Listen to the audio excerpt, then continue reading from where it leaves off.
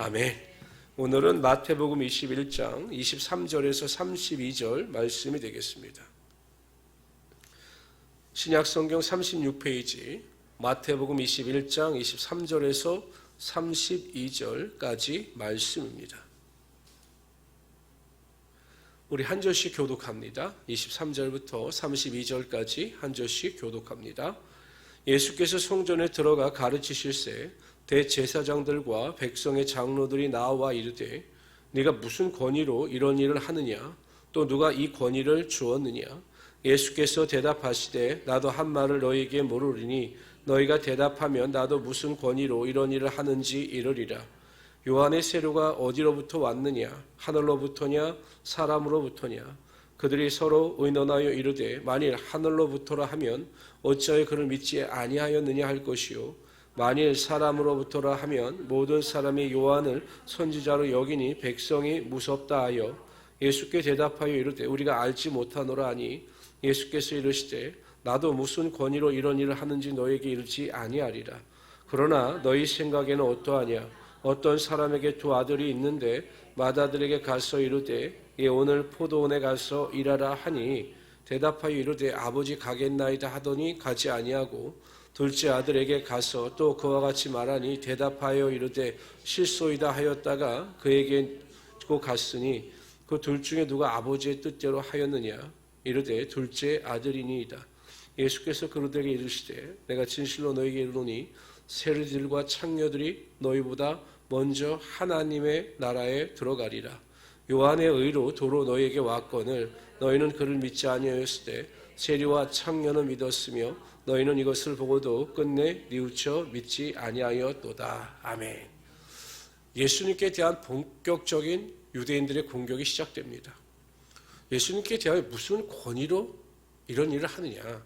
누가 너에게 이런 권위를 주었느냐라고 예수님께 여쭈었습니다. 물론 순수한 의도의 질문은 아니었습니다. 만일 예수님께서 그 자신의 권위에 대해서 설명을 하시지 못하고 우물쭈물 하시면 그것을 빌미로 망신을 두어 예수님의 권위에 치명상을 줄 생각이었습니다. 또 반대로 예수님께서 정확하게 하나님의 권위로 내가 이 일을 한다라고 말씀하시면 신성모독죄로 예수님을 체포할 생각이었습니다. 그러니까 급하게 그들이 술수를 쓴 것입니다. 예수님이 모를 리가 없으셨지요. 그래서 예수님께서 오히려 역으로 질문하십니다. 내 질문에 대하여 너희가 정확하게 대답하면 나도 누구로부터 권위를 받아서 이 일을 행하는지 알려주겠다라고 말씀하시면서 요한의 세례에 대해서 말씀하십니다. 요한의 세례가 하늘로부터 온 것이냐 아니면 사람들로부터 온 것이냐라고 물으셨습니다. 그러니까 이 유대인들이 난처하죠. 만약에 요한의 세례가 하늘로부터 온 것이다 라고 대답하면 그러면 너희가 왜 그를 믿지 않느냐? 하늘로부터 온 권위를 가지고 세례를 하는데 왜 너희들이 세례 요한을 믿지 않느냐라고 책망을 들을 것이 분명하고 또 사람으로부터 온 것이다 라고 이야기하면 사람들이 대부분 세례 요한을 선지자로 알고 있었기 때문에 폭동을 일으킬 것을 두려워하여 그들이 제대로 대답을 하지 못하고 우리가 알지 못한다라고 대답을 했습니다. 이에 대해서 예수님께서 나도 그렇다면 내 권위에 대해서 너희들에게 설명할 이유가 없다라고 그들의 질문을 딱 막으셨습니다. 여러분, 인간이 아무리 똑똑하고 인간이 아무리 지혜롭다 할지라도 하나님의 지혜는 당할 수가 없는 것입니다. 인간의 지혜는 피조물의 지혜이기 때문에 창조주의 지혜를 당할 수가 없는 것입니다. 그래서 하나님의 주시는 신령한 지혜, 예수님의 신령한 지혜가 그들을 완전히 압도해버린 것입니다. 우리가 이 악한 세상을 살아갈 때 하나님으로부터 신령한 지혜를 구해야 합니다. 참과 진리를 분별할 수 있는 지혜, 선과 악을 분별할 수 있는 지혜, 내 믿음을 잘 판단할 수 있는 지혜, 이 신령한 지혜를 끊임없이 하나님께 구함으로 말미암아 그 신령한 지혜를 쫓아 이 악한 세상을 이기며 살아갈 수 있어야 한다는 것입니다. 잠언서 2장 6절에 보면 대저 여호와는 지혜를 주시며 지식과 명철을 그 입에서 내심이며 라고 말씀하셨습니다. 하나님께서는 우리에게 지혜를 주시는 하나님이 되신다라는 것입니다. 야고보서에 보면 너희가 지혜가 부족하거든 하나님께 구하라. 그러면 책망치 아니하시고 그 지혜를 후히 주시고 꾸짖지 아니하신다라고 말씀하고 있는 것입니다. 성도 여러분, 매일 순간순간마다 하나님 이 세상을 살아갈 때 공중 권세 잡은 이 악한 원수마귀가 지배한 이 시대 가운데 지혜롭게 살아갈 수 있는 지혜를 허락하여 주시옵소서. 항상 신령한 지혜를 구하며 살아갈 수 있는 성도들이 되시기를 주님의 이름으로 축원합니다. 그 다음에 이제 두 아들의 비유를 말씀하셔요. 첫째 아들은 유대인을 상징하는 것입니다. 유대인을. 둘째 아들은 세리와 창녀를 상징하는 것입니다. 아주 유대인들 입장에서 보면 극과 극에 대한 비유인 것입니다.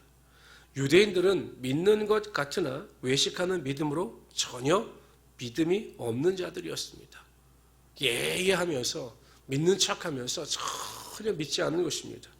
그러나 세리와 창녀는 죄가 많은 자들이었으나 그 죄를 회개하여 돌이켜 하나님의 말씀에 순종하며 하나님의 은혜 가운데 거하는 자들이었습니다. 그래서 예수님께서는 세리와 창기들이 먼저 하나님의 나라에 들어간다 이렇게 말씀하신 것입니다.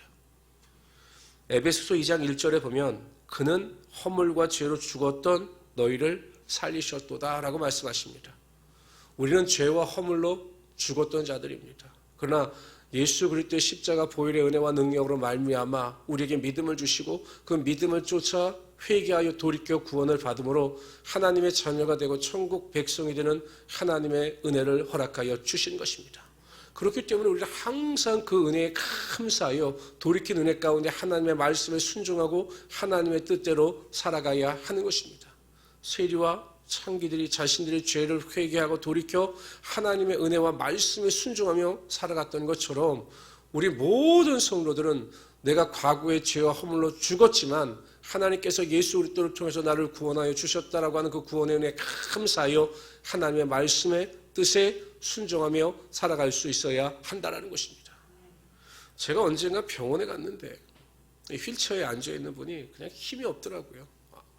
그래서 큰 병을 앓으시나 보다 이렇게 생각을 하고 있는데 그때 한 의사가 이렇게 지나가니까 그 힘없이 휠체어에 앉아 계셨던 분이 갑자기 벌떡 일어나셔서 막 머리를 숙이고 의사의 손을 잡고 막 감사합니다 막 그러시는 거예요. 뭔가 했더니 이분이 암에 걸리셨는데 의사가 그 수술을 잘 해줘서 그 암덩어리를 잘 제거하고 지금 항암을 받는데 거의 힘은 없어도 경과가 좋다라고. 그러니까 그 의사가 자신의 생명을 살려줬다고 감사하는 거죠. 근데 여러분 생각해 보세요. 의사가 그게 무료로 해줬습니까? 공짜로? 다 돈 받고 해주는 거거든요. 근데 자신이 돈을 주고 나서도 그렇게 의사한테 감사하는 것을 보면서 제가 그 생각이 들더라고요. 우리는 세상에 태어나서 하나님의 은혜로 말미암아 아무 공로 없이 구원을 받았는데 우리가 얼마나 감사하고 얼마나 기뻐하며 하나님의 은혜 가운데 살아가고 있는가. 항상 우리는 구원의 은혜를 생각해 보아야 합니다. 그리고 감사해야 되고 그 은혜에 감동하여 하나님의 뜻대로 살아가고자 결단하고 노력해야 하는 것입니다. 그럴 때 우리가 더 믿음 안에서 천국의 소망을 가지고 살아갈 수 있게 될 것입니다. 다시 한번 오늘 여러분들은 내 믿음을 점검해 보십시오. 내가 구원의 은혜에 감사하며 모든 일에 하나님께 감사하며 살아가고 있는지 점검해 보시고 다시 한번 천국의 소망을 가지고 승리하시는 우리 성도들이 되시기를 주님의 이름으로 축원합니다.